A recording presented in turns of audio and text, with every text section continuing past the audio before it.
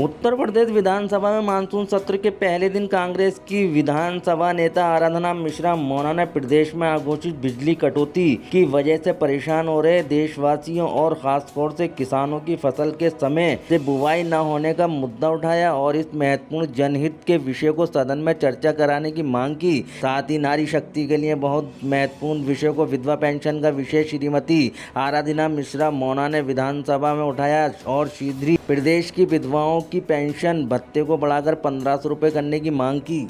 माननीय आराधना मिश्रा महोदय, मैं आभारी हूँ आपकी एक बहुत ही संवेदनशील विषय पर मेरे प्रश्न पर आपने अनुपूरक पूछने का मुझे अवसर दिया। हमारी संस्कृति में स्त्री का सर्वोच्च महत्व है। नारी तू नारायणी है, यही कहा जाता है। माननीय अधिष्ठाता महोदय, नारी इस समाज का की एक आदर्श शिल्पकार है। नारी को साक्षात त्रिदेव का अवतार भी कहा गया। जन्मदायित्री है इसलिए ब्रह्मा है, पालनहार है इसलिए विष्णु है और रक्षक है इसलिए शिव का स्वरूप भी है।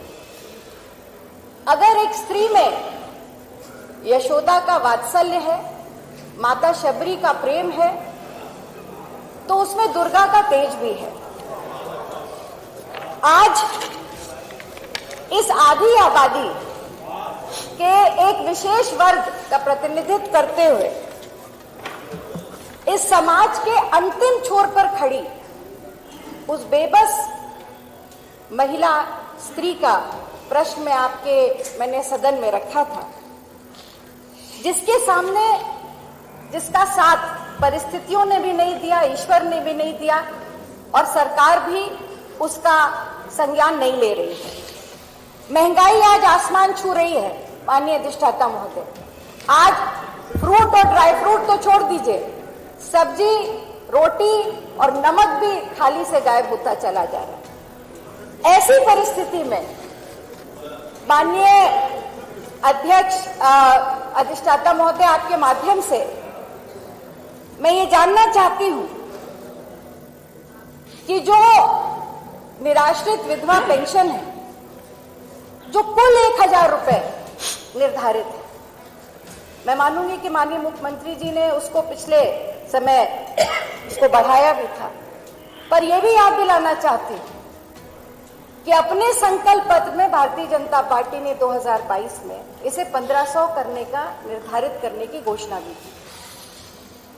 माननीय अधिष्ठाता महोदय, एक महिला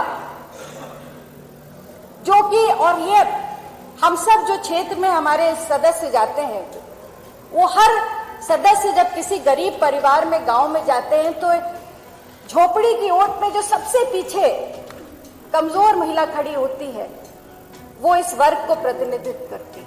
उसके पीछे उसका आंचल पकड़े उसके छोटे छोटे बच्चे हों। कैसे 1000 में वो अपना पालन और अपने बच्चों का पालन करे?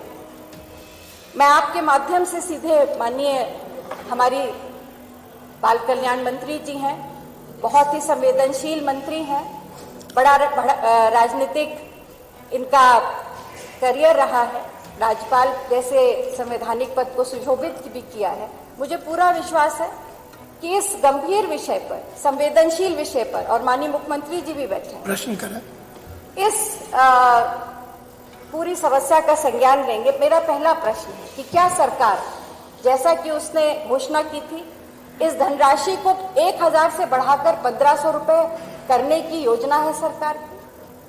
दूसरा जो महत्वपूर्ण विषय है कि जो विधवा स्त्री है, अमूमन गांव में वो उतनी पढ़ी लिखी नहीं, वो जो इस अप्लाई करती है पेंशन के लिए, उसमें बहुत सारी जटिलताएं हैं अधिष्ठाता में। इसकी वजह से समय बहुत लग जाता है उनको पेंशन मिलने में। तो क्या उन जटिलताओं को और सरल करेगी सरकार?